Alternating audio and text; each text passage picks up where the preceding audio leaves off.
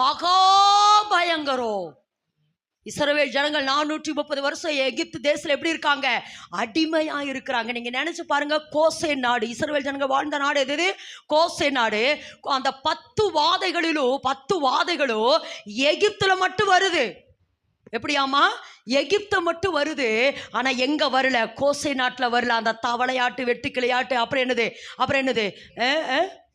பேண்களாகட்டும், அடுத்து கல்மலையாகட்டும், தலைச்சான் பிள்ளைகளாகட்டும். அப்ப என்ன? அது எல்லாவற்றுக்கும் மேலாக இருள். சொல்லுங்க, இருள். நீங்க நினைச்சு பாருங்க, அந்த எகிப்து தேசம் இது எதுக்கு சொல்றேன்னா, கர்த்தர் மகா பயங்கரமான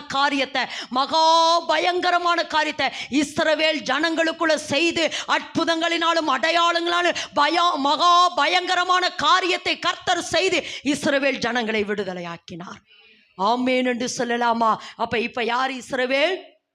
நான் தான். சொல்லுங்க, யார் இஸ்ரவேல்?